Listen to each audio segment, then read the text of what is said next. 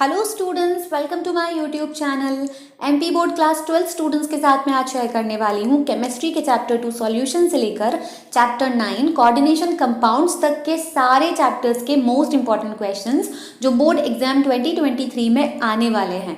तो अगर आपने अब तक केमिस्ट्री में कुछ नहीं पढ़ा है और अब कंफ्यूज हो रहे हैं ये सोचकर कि इतने कम टाइम में कौन से चैप्टर से कौन सा क्वेश्चन पढ़ना चाहिए, कौन सा क्वेश्चन छोड़ देना चाहिए, तो आपके इसी कंफ्यूजन को खत्म करने के लिए आज की वीडियो एकदम परफेक्ट है। और अगर आपने वीडियो पे क्लिक कर लिया है तो इसे एंड तक देखने के बाद ही वापस जाइएगा, क्योंकि आज वीडियो में आपके साथ में जो भी क्वेश्चन डिस्कस करूंगी इसमें से 95% क्वेश्चंस आपके बोर्ड एग्जाम के केमिस्ट्री पेपर में होने वाले हैं। तो अगर आपने पूरे सेशन केमिस्ट्री को पढ़ा नहीं है तब भी सिर्फ इतने क्वेश्चन प्रिपेयर करके आप केमिस्ट्री में बहुत ही अच्छा स्कोर कर सकते हैं। तो चलिए बिना डिले के फटाफट से क्वेश्चन डिस्कस कर लेते हैं। सबसे पहले हम चैप्टर 2 सॉल्यूशंस के बारे में डिस्कस करेंगे। इसमें से आपको 2 ऑब्जेक्टिव, 2 मार्क का एक क्वेश्चन और 3 मार्क का एक क्वेश्चन देखने को मिलेगा। तो सबसे पहला जो हमारा क्वेश्चन है वो है डिफाइन द फॉलोइंग टर्म्स। इसमें मैंने आपको जितनी भी डेफिनेशंस दी हैं, बच्चा अगर उन डेफिनेशंस में यूनिट्स और फॉर्मूला भी आपको पता है या है तो वो भी आप प्रिपेयर कीजिएगा, सिर्फ डिफाइन करके मत आइएगा। फॉर्मूला और यूनिट लिखने के भी मार्क्स होते हैं।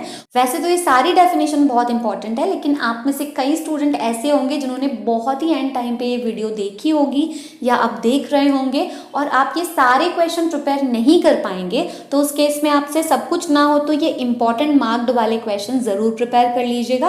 पूरी जो पीडीएफ में आपको अभी वीडियो में शो कराऊंगी, हर एक चैप्टर में मैंने 8-8, 9-9, 10-10 क्वेश्चन दिए हैं इंपॉर्टेंट के लिए, और उसमें से भी कुछ स्पेसिफिक क्वेश्चन पे इंपॉर्टेंट मार्क कर दिया है। तो जिन स्टूडेंट से सारे होते हैं वो सारे ही कर लीजिए, क्योंकि आप उस केस में फिर बहुत ही ऑसम स्कोर लेकर आएंगे केमिस्ट्री में। बट सारे नहीं होते हैं तो आप सिर्फ इंपॉर्टेंट मार्क क्वेश्चन कर लीजिए, उससे भी आपका एक डिसेंट सा स्कोर आ जाएगा। तो ये जितनी भी डेफिनेशन आपको अभी स्क्रीन पर दिखाई दे रही है वैसे तो सारी करनी है, लेकिन इनमें से कोई 4 अगर आप मुझसे पूछो कि कौन सी बहुत ज़्यादा इंपॉर्टेंट है तो वो होने वाली है आपकी मोलैरिटी, मोल फ्रैक्शन और वांट ऑफ फैक्टर। उसके बाद बचा आपका जो ये रॉल्स लॉ वाला क्वेश्चन, इसमें आपको उसका मैथमेटिकल डेरिवेशन लिखना है। तो आप वॉलेटाइल सॉल्यूट के लिए और नॉन वॉलेटाइल सॉल्यूट के लिए दोनों के लिए ही प्रिपेयर कीजिए, क्योंकि अगर कुछ मेंशन होके नहीं आता है तो आप दोनों लिख दीजिएगा, और मेंशन होके आता है तो स्पेसिफिकली वो नॉन वॉलेटाइल सॉल्यूट के लिए ही ज़्यादातर पूछते हैं, तो आप वो लिख सकते हैं। सारे क्वेश्चंस मैं आपको रीड करके नहीं बताने वाली हूँ, क्योंकि आप आराम से वीडियो में भी देख पा रहे हैं, और जो पीडीएफ आपको अभी स्क्रीन पर दिखाई दे रही है उसका डाउनलोड लिंक भी मैंने डिस्क्रिप्शन बॉक्स में दे रखा है, तो आप डाउनलोड करके भी देख ही लेंगे। लेकिन कहीं कहीं कुछ कुछ चीज़ों में मुझे कुछ बातें इंपॉर्टेंट लगती हैं कि मैं आपको बता दूं, उसके बाद ही आगे बढ़ूं, तो बस मैं उतना आपसे बोलने वाली हूं। अब हम डिस्कस करेंगे चैप्टर 3 इलेक्ट्रोकेमिस्ट्री के क्वेश्चंस। इसमें से आपको 5 मार्क का क्वेश्चन आने वाला है, और पूरे पेपर में आपको सिर्फ 5 मार्क के 2 ही क्वेश्चंस देखने को मिलेंगे। एक इसमें से आएगा और एक आपका ऑर्गेनिक केमिस्ट्री के पोर्शन से आएगा, जिसके इंपॉर्टेंट क्वेश्चन मैं आपको अगली वीडियो में प्रोवाइड करूंगी। इलेक्ट्रोकेमिस्ट्री में से भी आपको 2 ऑब्जेक्टिव्स देखने को मिलेंगे, एक 2 मार्क का छोटा सा क्वेश्चन भी आएगा और एक 5 मार्क का लॉन्ग क्वेश्चन भी आएगा। तो इसमें आपको सबसे पहले ये सारी डेफिनेशंस प्रिपेयर करनी है। अगेन जिनमें यूनिट्स है, फॉर्मूला है, उसमें वो भी मेंशन कर दीजिएगा। उसके बाद आपका क्वेश्चन नंबर 2 आता है एक्सप्लेन कोलरॉश लॉ, और उसकी एप्लीकेशंस लिखनी है। ये मोस्ट इंपॉर्टेंट क्वेश्चन है, ये बार बार बोर्ड में रिपीट होता है, और पिछली बार रिपीट होने के बाद अगली बार भी आने के इसके चांस रहते हैं, इतना इंपॉर्टेंट क्वेश्चन है, तो आप इसे तो जरूर कर लीजिएगा। उसके अलावा सारे क्वेश्चन आपको स्क्रीन पर दिखाई दे रहे हैं। इसमें मैंने बहुत ज्यादा क्वेश्चन नहीं दिए हैं, ओनली 11 क्वेश्चन शेयर किए हैं। अब कुछ बच्चों को ओनली 11 भी बहुत ज़्यादा लगते हैं, सो बच्चा टेंशन नहीं लेना है, सारे नहीं होते हैं तो इंपॉर्टेंट मार्क कर लीजिए, उससे भी आपका अच्छा सा स्कोर तो आ ही जाएगा। लेकिन इलेक्ट्रोकेमिस्ट्री वाले चैप्टर का वेटेज बहुत ज़्यादा है, बहुत अच्छा है, तो आई वुड रिकमेंड कि आप ये चैप्टर कंप्लीटली प्रिपेयर करके ही आगे जाएं। अब हम बात करने वाले हैं आपके चैप्टर 4 केमिकल काइनेटिक्स के बारे में। इससे आपको 2 ऑब्जेक्टिव, 2 मार्क का एक क्वेश्चन और 3 मार्क का एक क्वेश्चन आने वाला है। सेम सॉल्यूशन जैसा ही इसका वेटेज है, और इसमें क्वेश्चन सॉल्यूशन चैप्टर से थोड़े कम हैं, तो आप चाहें तो पहले ये प्रिपेयर कर सकते हैं। पहले क्वेश्चन में आपको 0 ऑर्डर, फर्स्ट ऑर्डर और सेकंड ऑर्डर रिएक्शन को डिफाइन करना है, और 2-2 एग्जाम्पल भी लिखना है। यहाँ पे एक टिप है कि zero order, first order, second order reaction की डेफिनेशन के साथ आप दो दो नहीं तीन तीन एग्जाम्पल लर्न कीजिए, क्योंकि कभी कभी डायरेक्ट एग्जाम्पल लिखिए ऐसा भी क्वेश्चन आ जाता है बिना डेफिनेशन के। अगले क्वेश्चन में आपको डिफाइन द फॉलोइंग टर्म्स करनी है। सारी कर लेते हैं तो वेल एंड गुड, सारी नहीं होती है तो इंपॉर्टेंट मार्क कर लीजिएगा। ये जो डिफरेंसेस हैं, ये दो डिफरेंसेस इसमें से मोस्ट इंपॉर्टेंट है, दोनों ही आपको करके जाना है। और उसके बाद ये डेरिवेशन आपको कुछ दिखाई दे रहे हैं, जैसे क्वेश्चन नंबर 4 है, 5 है, इन दोनों में से दोनों होते हैं तो बहुत ही बढ़िया है, दोनों नहीं होते हैं तो उस केस में आप फर्स्ट ऑर्डर वाला कर लीजिएगा, जिसको मैंने इंपॉर्टेंट मार्क भी करके रखा है। उसके अलावा आपको बाकी के क्वेश्चन स्क्रीन पर दिखाई दे रहे हैं जो मैं आपको बोलकर नहीं बताने वाली हूँ। सो बच्चा, चैप्टर 2 सॉल्यूशन, चैप्टर 3 इलेक्ट्रोकेमिस्ट्री और चैप्टर 4 केमिकल काइनेटिक्स, ये आपके 3 फिजिकल केमिस्ट्री के चैप्टर हैं, जिसमें से चैप्टर 2 सॉल्यूशन और चैप्टर 3 इलेक्ट्रोकेमिस्ट्री में से न्यूमेरिकल भी पक्का आने ही आने हैं, या तो 2 मार्क में आएगा या 3 मार्क में आएगा, लेकिन पक्का आएगा। तो इन 2 चैप्टर को आप कंप्लीटली प्रिपेयर तभी मान सकेंगे जब आप इसके न्यूमेरिकल क्वेश्चंस भी प्रिपेयर कर लें।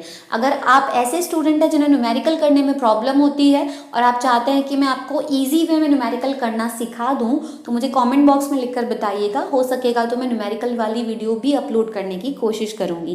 चैप्टर 4 में से आप न्यूमेरिकल नहीं करेंगे तो चल जाएगा, इसमें से सिर्फ इतने थ्योरी क्वेश्चन आप प्रिपेयर कर लीजिएगा, वेल एंड गुड हो जाएगा। अब हम बात करने वाले हैं आपका चैप्टर 8 DNF ब्लॉक एलिमेंट्स के बारे में, क्योंकि बीच के सारे चैप्टर आपको इस सेशन के लिए डिलीटेड हैं, आपको कुछ भी नहीं पढ़ना है।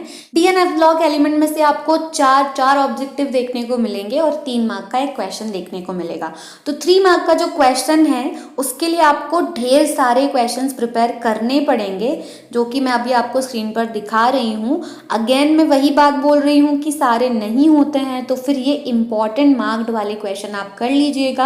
अब DNF ब्लॉक वाला जो चैप्टर है उसमें पूछने के लिए क्वेश्चंस बहुत सारे हैं, और मैं नहीं चाहती कि कोई ऐसा क्वेश्चन आ जाए जो मैंने आपको दिया ही ना हो और फिर आप ये सोचने लगो एग्जाम में कि हमारा पेपर बिगड़ गया। इसलिए मैंने आपको ज़्यादा क्वेश्चन दिए हैं, बट आई नो कि आप सारे क्वेश्चन प्रिपेयर कर लेंगे, क्योंकि 3 मार्कर क्वेश्चन है तो आपको ज़्यादा बड़े बड़े आंसर प्रिपेयर करने की ज़रूरत नहीं है। सो इस चैप्टर से मैंने आपको टोटल 12 क्वेश्चन दिए हैं, जिनमें से काफ़ी सारे तो बहुत छोटे छोटे से हैं, तो आई नो कि आप ये 12 क्वेश्चन आराम से प्रिपेयर कर लेंगे। अब हम आ गए हैं आज के लास्ट चैप्टर पे, चैप्टर 9 कोऑर्डिनेशन कंपाउंड्स पे। इसमें से आपको 3 ऑब्जेक्टिव देखने को मिलेंगे और 2 मार्क के 2 क्वेश्चन देखने को मिलेंगे। तो इसका weightage same DNF block element जैसा ही हो गया, लेकिन ये उससे ज़्यादा ईजी चैप्टर है, ऐसा मुझे लगता है। बाकी आप मुझे बताइएगा कि ऐसा है या नहीं। और इस चैप्टर में आपको सिर्फ ये 9 क्वेश्चन प्रिपेयर करना है जो अभी आपको स्क्रीन पर दिखाई दे रहे हैं। सारे नहीं होते हैं तो इम्पॉर्टेंट मार्क्ड क्वेश्चन तो 100% कर लीजिएगा। बच्चा, इस चैप्टर में से आपको एक IUPAC नोमेनक्लेचर वाला क्वेश्चन भी आता है, जिसमें वो कंपाउंड का फॉर्मूला लिख देते हैं, ऑब्वियसली कोऑर्डिनेशन कंपाउंड का फॉर्मूला लिख देते हैं और उसका IUPAC नेम आपसे लिखने के लिए कहते हैं। सो बच्चा, ये रहे आपके सारे पिछले 10-12 सालों से आने वाले IUPAC nomenclature of coordination compound. ये सारे क्वेश्चन अगर आप प्रैक्टिस कर लेते हैं तो आपका नोमेनक्लेचर तो एकदम स्ट्रांग हो ही जाएगा। अगर आपसे नोमेनक्लेचर नहीं होता है तो आप मुझे ज़रूर बताइएगा, मैं इसके ऊपर भी वीडियो अपलोड करने की पूरी कोशिश करूँगी। और ये इतना भी टफ नहीं है, आप एक बार ट्रिक समझ जाएंगे ना तो आप आराम से सारे कंपाउंड्स के नोमेनक्लेचर कर लेंगे। तो यहाँ पे आपके IUPAC नोमेनक्लेचर वाले क्वेश्चन खत्म होते हैं। इसके अलावा इस तरह से नोमेनक्लेचर देकर फॉर्मूला लिखना है कोऑर्डिनेशन कंपाउंड का, इस टाइप के क्वेश्चन भी 2020, 2021 और 18 में काफ़ी देखे गए हैं, तो मैंने वो भी सारे आपके लिए यहाँ पे लिस्ट आउट कर दिए हैं। और यहाँ पर हमारी आज की वीडियो खत्म होती है। अब आपसे मिलूंगी अगली वीडियो में, तब तक के लिए पढ़ते रहिए, बाय।